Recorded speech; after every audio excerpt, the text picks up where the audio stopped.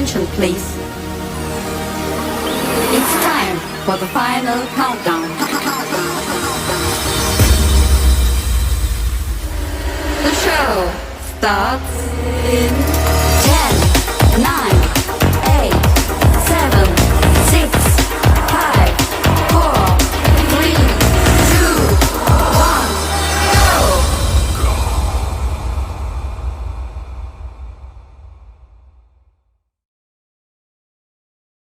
Assalamualaikum warahmatullahi wabarakatuh.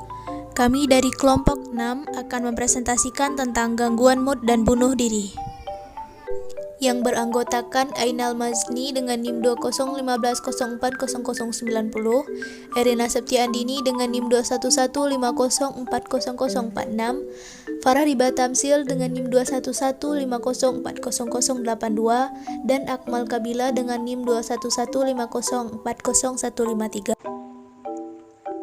Baiklah, di sini saya akan menjelaskan pengertian dari gangguan mood.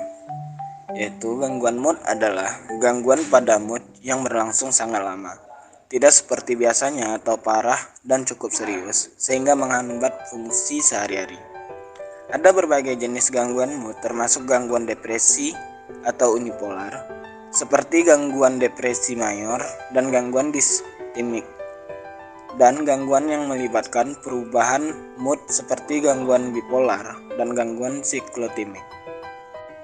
Macam-macam gangguan mood. Yang pertama yaitu adalah depresi, kedua mania, ketiga depresi mayor, keempat distimia, kelima bipolar. Itulah macam-macam dari gangguan mood. Selanjutnya yaitu faktor-faktor penyebab gangguan mood. Adapun faktor dari biologi yaitu pengaruh keluarga dan genetik, sistem neurotransmitter, ritme tidur dan sirkadian, aktivitas gelombang otak. Adapun faktor dari psikologis yaitu peristiwa kehidupan yang full stress, learned helplessness, negative cognitive styles. Dan adapun faktor sosial dan kultural yaitu hubungan perkawinan, perbedaan gender, dukungan sosial. Baiklah, materi selanjutnya yaitu mengenai gejala gangguan mood. Apa saja sih tanda-tanda atau gejala dari gangguan mood?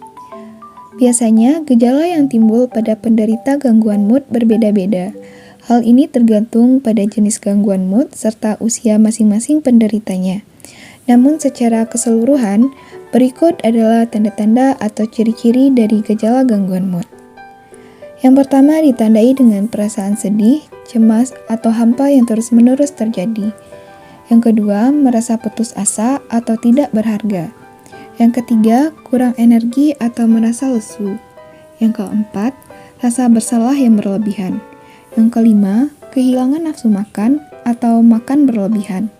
Yang keenam, terlalu sering tidur atau tidak butuh tidur. Yang ketujuh, kesulitan berkonsentrasi. Dan yang kedelapan, mudah marah bahkan hingga terjadi permusuhan. Baiklah, materi selanjutnya yaitu mengenai terapi gangguan mood. Ada beberapa hal yang dapat dilakukan untuk menangani seseorang yang mengalami gangguan mood. Beberapa cara diantaranya, yang pertama dengan pengobatan, di mana pemberian antidepresian dapat membantu mengontrol gejala dan mempertahankan fungsi neurotransmitter. Biasanya ada 4 tipe antidepresian yang sering digunakan, yaitu tricyclic, monoamine oxidase inhibitor, selective serotogenic receptor inhibitors, dan lithium. Kedua dengan cara terapi kognitif behavioral, di mana dalam proses ini klien diajarkan untuk menelaah secara cermat bagaimana cara berpikir mereka saat mereka depresi dan untuk menangani kesalahan-kesalahan depresif dalam berpikir. Yang ketiga dengan psikoterapi interpersonal, di mana pada psikoterapi interpersonal ini memfokuskan pada penyelesaian berbagai masalah dalam hubungan yang sudah ada dan belajar membangun hubungan interpersonal yang penting dan baru. Dan yang terakhir dengan ECT atau elektrokonvulsif dan simulasi magnetik transkranial. di mana ACT adalah penanganan yang cukup aman dan efektif untuk depresi berat yang tidak menunjukkan perbaikan dengan penanganan bentuk lain. ACT merupakan bentuk penanganan yang dalam pengadministrasiannya, pasien diberi anestesi atau obat bius untuk mengurangi perasaan tidak nyaman dan diberi obat perileks otot untuk mencegah kerusakan tulang akibat konvulsi selama seizure atau kejang-kejang. Kemudian, listrik diadministrasikan secara langsung melalui otak selama kurang dari 1 detik. Untuk penanganan ACT ini terbukti untuk menaikkan level serotonin, memblokir hormon-hormon stres, dan membantu terjadinya neurogenesis dalam hipokampus. Materi selanjutnya yaitu pengertian bunuh diri. Dalam Ensiklopedia Britannica, bunuh diri didefinisikan sebagai usaha seseorang untuk mengakhiri hidupnya dengan cara sukarela atau sengaja.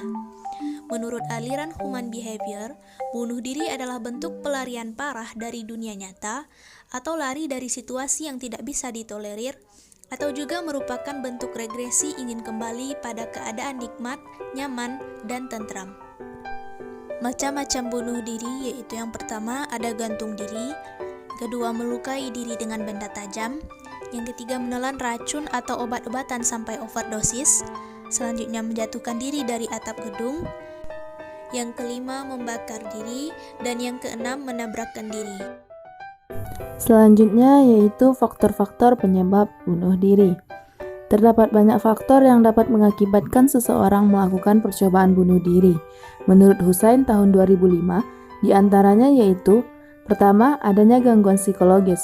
Gangguan psikologis dapat menimbulkan tindakan-tindakan berbahaya, baik itu merupakan tindakan bunuh diri yang mematikan maupun tindakan bunuh diri yang tidak mematikan. Kedua, penggunaan alkohol dan narkotik. Penggunaan alkohol dan narkotik merupakan faktor yang sangat penting dalam percobaan bunuh diri.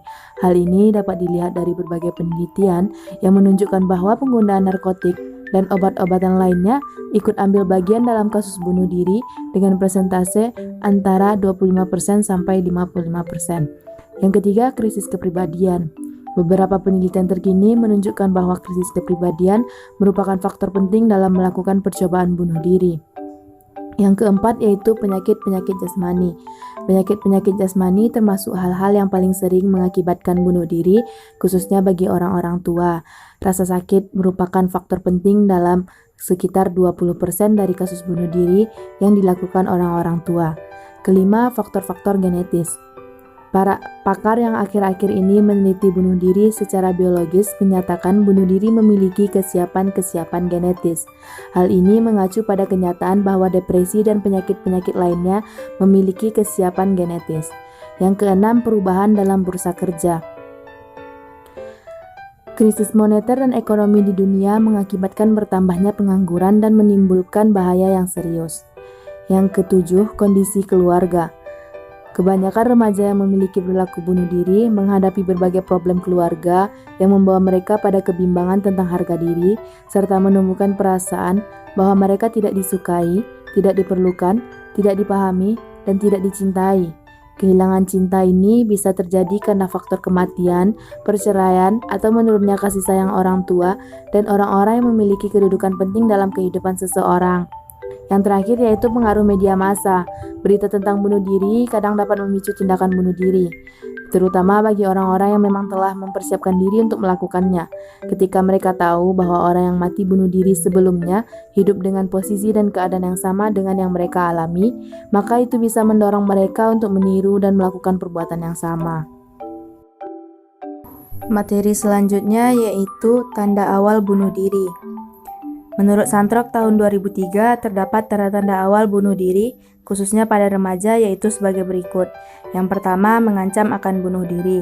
Yang kedua, sudah pernah mencoba bunuh diri sebelumnya. Yang ketiga, tersirat unsur-unsur kematian dalam musik, seni, dan tulisan-tulisan pribadinya. Yang keempat, gangguan dalam keluarga, seperti tidak memiliki pekerjaan, penyakit yang serius, pindah, perceraian.